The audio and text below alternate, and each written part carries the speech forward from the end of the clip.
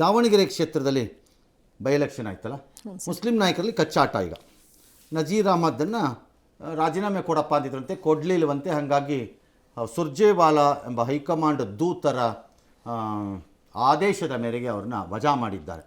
ಅವರು ರಾಜೀನಾಮೆ ಪತ್ರ ಕೊಟ್ಟರು, ಪ್ರಯೋಜನ ಆಗಿಲ್ಲ, ಅದನ್ನು ಪಕ್ಕಕ್ಕೆ ಎದ್ದು ಸಾಕಿದ್ದಾರೆ. ಇವಾಗಪ್ಪ ವಜಾ ಮಾಡಿ ನೀನು ಗೋಮ್ಯಾನ್ ಅಂತ ಕಳಿಸಿದ್ದಾರೆ ಅವ್ರನ್ನ.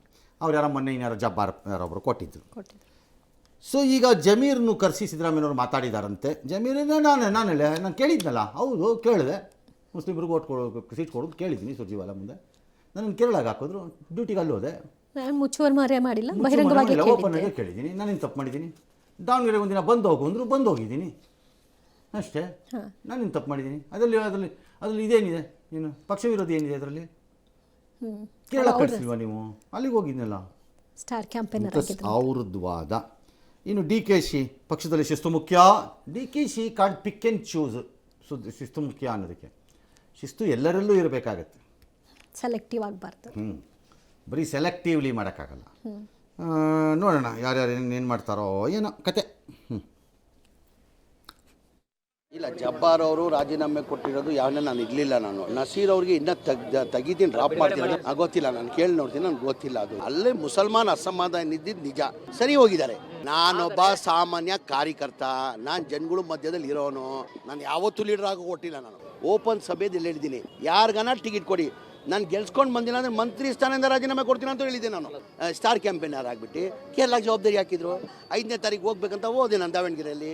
ಈಗ ಅವ್ರು ಯಾರು ಹೇಳಿದಾರೆ ಅಂತ ಗೊತ್ತಿಲ್ಲ ತಾನೆ, ಎಷ್ಟು ಹೇಳ್ಬೇಕಲ್ಲ ಇಂಥವ್ರು ಮಾಡಿದಾರಂತ. ನನಗೂ ಇದರಲ್ಲಿ ನೋಡಿದೆ, ನಾನು ನ್ಯೂಸಲ್ಲಿ ನಮಗೂ ಕೆಲವು ವರದಿಗಳೆಲ್ಲ ಬಂದಿತ್ತು, ವರದಿಗಳೆಲ್ಲ ಕೊಟ್ಟಿದ್ರು, ನಮಗೆ ಮಾಹಿತಿ ಇತ್ತು. ಪಕ್ಷದಲ್ಲಿ ಶಿಸ್ತು ಭಾಳ ಇಂಪಾರ್ಟೆಂಟು, ಕೆಲವರು ರೆಸ್ಪಾನ್ಸಿಬಿಲಿಟಿ ಕೊಟ್ಟು ಉಪಚುನಾವಣೆ ಕಣ್ತೆರೆಯುವಂತಹ ಒಂದು ಸ್ಪಷ್ಟತೆ ನಮ್ಮ ಮುಂದೆ ಕಾಣ್ತಾ ಇದೆ. ಯಾವುದೇ ರಾಜಕೀಯ ಪಕ್ಷವಾಗಿರ್ಬೋದು, ಅದರ ಸಿದ್ಧಾಂತದ ಅಡಿಯಲ್ಲಿ ಕೆಲಸ ಮಾಡಬೇಕಾಗಿರುವಂಥದ್ದು. ಒಂದು ಪ್ರತ್ಯೇಕವಾದಂಥ ಜಾತಿಗೆ ಒಂದು ಪಕ್ಷ ಇಲ್ಲ. ಉಪಚುನಾವಣೆಗಳು ಬಂದಂತಹ ಸಂದರ್ಭದಲ್ಲಿ ಏಕವಾದ ಜಾತಿಗೆ ಪಕ್ಷ ಇದೆ. ತನ್ವೀರ್ ಸೇಠ್ ಇಲ್ಲ ಅಂತ ಬುರುಡೆ ಬಿಟ್ಟರೆ ಕೇಳಕ್ಕೆ ರೆಡಿ ಇಲ್ಲ. ಇಲ್ಲಿ ನಾನು ಇದೆ. ಮುಸ್ಲಿಮರಿಗೆ ಕರ್ನಾಟಕದಲ್ಲಿ ಅಂತಹ ಒಂದು ಸದೃಢ ಪಕ್ಷ ಕಾಣಿಸದೇ ಇರೋದ್ರಿಂದ ಅನಿವಾರ್ಯವಾಗಿ ನಿಮ್ಮ ಕಾಂಗ್ರೆಸ್ ಜೊತೆ ಇದ್ದಾರೆ ಅಷ್ಟೇ.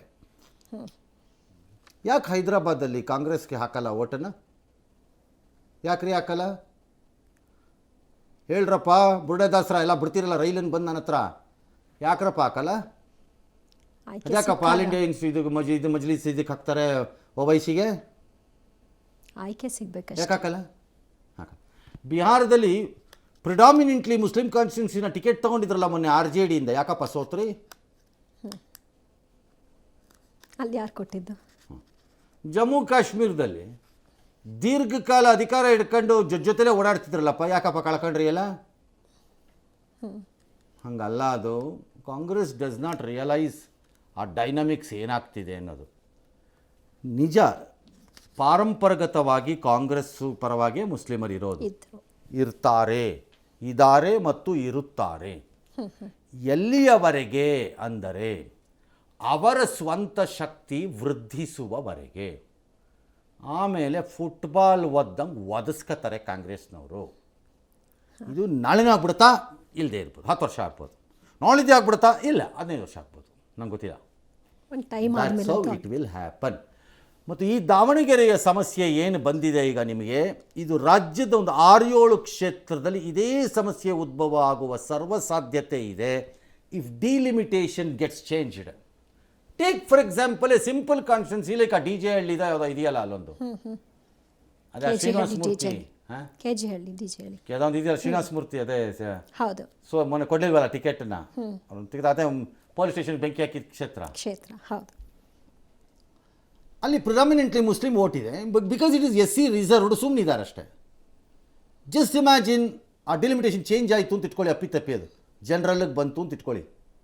ಫಾರ್ ಎಕ್ಸಾಂಪಲ್ ನಾನು ಹೇಳ್ದು, ಅಲ್ಲಿ ಮುಸ್ಲಿಮ್ಸ್ ಟಿಕೆಟನ್ನು ಕೇಳದೇ ಇದ್ದರೂ ನೋಡ್ತಾ ಇರಿ, ಕೊಡದೇ ಇದ್ದರೂ ನಿಮ್ಗೆ ಇದೇ ದಾವಣಗೆರೆ ಗತಿ ಕಾಣಿಸ್ತಾರಲ್ಲ ಬೇಕಾದ್ರೆ. ಈ ಥರದ್ದೊಂದು 5-6 ಇದೆ ಇವಾಗ. This is the problem in Tamil Nadu. 20 ವರ್ಷದ ಹಿಂದೆ 3-4 ಡಿಮಾಂಡ್ ಇದ್ದಿದ್ದು ಈಗ 18, 20, 26, 30 ಡಿಮಾಂಡಿಗೆ ಬಂದಿದೆ ಅಲ್ಲಿ. The reason is their numbers are increasing, demography is changing. ಅಲ್ಲಿ ಕಾಂಗ್ರೆಸ್ಸು ಡೆಮೋಗ್ರಫಿಕ್ ಆಗಿ ನೋಡಲ್ಲ, ಅದನ್ನೆಲ್ಲ ಓಟ್ ವೈಸ್ ನೋಡ್ತಾ ಇರುತ್ತೆ. ನೋಡ್ಬೋದು, ಎಷ್ಟೊತ್ತು ನೋಡ್ತಿರ್ರಿ, ವಾಸ್ತವನೇ ಬೇರೆ. ಆಗಲಿ ನೋಡೋಣ ಏನಾಗುತ್ತೋ ಅಂತ. ಇನ್ನು ಮೊದಲು ಕೆ.ಎನ್. ರಾಜಣ್ಣ ಸಚಿವ ಸ್ಥಾನದಿಂದ ವಜಾ ಆಗಿದ್ದಾಯಿತು. ಈಗ ಪರಿಷತ್ ಸದಸ್ಯ ನಜೀರ್ ಅಹಮದ್ ಸಿಎಂ ಕಾರ್ಯದರ್ಶಿಯಾಗಿದ್ದರು, ಅವ್ರನ್ನ ವಜಾಗೊಳಿಸಿದ್ದಾರೆ. ನೆಕ್ಸ್ಟ್ ಯಾರು? ಜಮೀರಾ ಅನ್ನುವಂಥ ಪ್ರಶ್ನೆ. ಮಗದೊಂದು ಕಡೆಯಲ್ಲಿ ಇದನ್ನೇ ಅಸ್ತ್ರವಾಗಿಸಿಕೊಂಡು ಡಿ.ಕೆ. ಶಿವಕುಮಾರ್ ಅವರು ತಪ್ಪುಗಳನ್ನೇ ಮುಂದಿಟ್ಕೊಂಡು ಪಕ್ಷದ ಶಿಸ್ತಿನ ಹೆಸರಲ್ಲಿ ಉರುಳಿಸಿದಂತಹ ದಾಳ ಯಶಸ್ವಿ. ಡಿ.ಕೆ. ಶಿವಕುಮಾರ್ಗೆ ಆ ಮೂಲಕ ದೊಡ್ಡ ಪಾಠನ ಸಿದ್ದರಾಮಯ್ಯನವ್ರಿಗೆ ನಾನು ಕಳಿಸ್ತಾ ಇದ್ದೀನಿ ಅಂತ ಅವ್ರೇನಾದ್ರು ಅಂದ್ಕೊಂಡಿದ್ರೆ ಹಿ ಈಸ್ ಅಟ್ರಾಶಿಯಸ್ಲಿ ರಾಂಗ್. ಹೇಗೆ ಸರ್? ಇವತ್ತು ಹೇಳ್ತೀನಿ, ಇನ್ನೊಮ್ಮೆ ಬೇಕಾರದನ್ನು. ಇಫ್ ಡಿ.ಕೆ. ಥಿಂಗ್ಸ್ ನಾನು ಸಿದ್ದರಾಮಯ್ಯನ ಈ ರೂಪದಲ್ಲಿ ಚುಚ್ಚುವ ಮೂಲಕ ಕಟ್ಟಿ ಹಾಕಿಬಿಡ್ತೀನಿ ಅಂತ ಏನಾರು ಅಂದ್ಕೊಂಡಿದ್ರೆ you are wrong. It cannot be politics. ನಾನು ಇವತ್ತೇ ಹೇಳಿದ್ದೀನಿ, ಸಿದ್ದರಾಮಯ್ಯನ ನೀವು ಪವರ್ ಪಾಲಿಟಿಕ್ಸಲ್ಲಿ ಇಗ್ನೋರ್ ಮಾಡಬಹುದು, ಎಲೆಕ್ಟ್ರೋಲ್ ಪಾಲಿಟಿಕ್ಸ್ನಲ್ಲಿ ನೀವು ಇಗ್ನೋರ್ ಮಾಡೋಕ್ಕೆ ಆಗಲ್ಲ. ಕಾಂಗ್ರೆಸ್ ಹೈಕಮಾಂಡ್ ಬಕ್ರಾಗಳ ಥರ ಬೇರೆ ರಾಜ್ಯಗಳಲ್ಲಿ ಇಂತಹ ನಾಯಕರನ್ನು ತುಳಿದು ಹಾಳು ಮಾಡಿಕೊಂಡ ರೀತಿಯಲ್ಲೇ ಇಲ್ಲೂ ಮಾಡ್ಕೊಳ್ತಿರೋ ಲಕ್ಷಣ ಕಾಣಿಸ್ತಾ ಇದೆ. ಸಿದ್ದರಾಮಯ್ಯ ನನ್ನ ಪ್ರಕಾರದಲ್ಲಿ ಬೆನ್ನು ಮೂಳೆಯನ್ನು ಪ್ರದರ್ಶನ ಮಾಡಬೇಕು ಈಗ. If you have a backbone mister Siddaramaiah, protect your people. That's politics. ತಪ್ಪೇನಿಲ್ಲ, ದಾಟ್ ಇಸ್ ಪಾಲಿಟಿಕ್ಸ್. ರಾಜಕಾರಣ ನಡೆಯೋದು. ನೀವು ಮೌನಕ್ಕೆ ಶರಣಾದರೆ ಕತ್ತೆ ಕಾಯಕ್ಕೆ ಬರಬೇಕಾ ನಿಮ್ಮ ಹಿಂದೆ ಜನ? ಹಂಗಾದರೆ ನಾಳೆ remember, you still have electoral politics with you. ನೀವೀಗ ಮೌನಕ್ಕೆ ಶರಣಾದರೆ ಆಗಲ್ಲ ಅದು. ಅಂದರೆ ನಾನು ಹೇಳಿ ತಪ್ಪು ಮಾಡಿದವನ್ನೆಲ್ಲ ಕಾಪಾಡಬೇಕು, ತಪ್ಪು ಮಾಡಿದ್ದಕ್ಕೆಲ್ಲ ಹೇಳ್ತಿರೋದು. Where is Siddaramaiah who can protect his people ಅನ್ನೋದು ಕಾಣಿಸ್ಬೇಕಲ್ಲ. ಅಥವಾ ಕಾಂಗ್ರೆಸ್ ಹೈಕಮಾಂಡ್ ಈ ತೀರ್ಮಾನಕ್ಕೆ ಬಂದಿರ್ಬೋದು, ಸಿದ್ದರಾಮಯ್ಯ ಯುಟಿಲಿಟಿ ಫ್ಯಾಕ್ಟರ್ ಮುಗಿದೋಯಿತು ಅಂತ. ಆತನ ಯುಟಿಲಿಟಿ ಮುಗಿದ ಮೇಲೆ ಅವನು he becomes A baggage. If that is the case, Rahul Gandhi should have become A baggage ಅವಾಗ ಕಾಂಗ್ರೆಸ್ಗೆ long ago. If that is the case right ಅಲ್ವಾ? ಹೌದು. ಹಾಗಾಗಿ if high command things Siddaramaiah is A baggage ನಾವು, ಮುಗೀತು ಅವ್ರದ್ದು ಯುಟಿಲಿಟಿ ನಮಗೆ ಅಂತ ಅಂದ್ಕೊಂಡಿದ್ರೆ ನಿಮ್ಮಷ್ಟು ಮೂರ್ಖರು ಇನ್ನೊಬ್ಬರಿಲ್ಲ. ಬಿಕಾಸ್ ಸಿದ್ದರಾಮಯ್ಯಗೆ ಮತ್ತೆ ನಿಮಗೆ ಕಾಂಗ್ರೆಸ್ನ ಅದೇ ರೀತಿ ಓಡಾಡಿ ಕರ್ಕೊಂಬರೋದಿಲ್ಲದೆ ಇರ್ಬೋದು. ಡ್ಯಾಮೇಜ್ ಕೆಪಾಸಿಟಿ ಇನ್ನೂ ಹೋಗಿರಲ್ಲ, ಬರೆದಿಟ್ಕೊಳ್ಳಿ. ಅದೇನು ಬೇಕಾದರೂ ಮಾಡಿ. He will still hold the damage capacity. ಅದು ನಾಳೆ ಇವ್ರಿಗೆ ಬೇರೆ ಕಡೆ ಪ್ರಾಬ್ಲಮ್. ಹಾಗಾಗಿ ಇಲ್ಲಿ ಇದೆಯಲ್ಲ, ನಾಯಕರೇ ಜಾಸ್ತಿ ಡಿ.ಕೆ. ಶಸ್ತ್ರ ಮಾಡಿಕೊಂಡು ಬಿಟ್ಟರಾ? ಮಾಡಿಕೊಂಡು ಬಿಡಬಹುದು. ಡಿ.ಕೆಗೂ ನಾಳೆ ಗುಣ ಹಾಕೋ ಜನ ಬರ್ತಾರೆ. ಕಾಲಚಕ್ರ ತಿರುಗಿ. ಅದು ಹಾಗೆ ಆಗೋದದು. ಎಸ್, ವಿನಯ್ ಕುಲಕರ್ಣಿ ನಾಳೆ ಬಿಗ್ ಡೇ.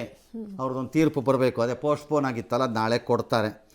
ಏನು ಕೊಡ್ತಾರೆ ಅಂತ ನೋಡೋಣ. ಯೋಗೀಶ್ ಗೌಡ ಕೊಲೆ ಕೇಸಲ್ಲಿ ಅದಾದ ಮೇಲೆ ಮಾತಾಡೋಣ ಅಲ್ವೇ? ಹೌದು ಸರ್. ನಾಳೆವರೆಗೂ ಕಾಯೋಣ.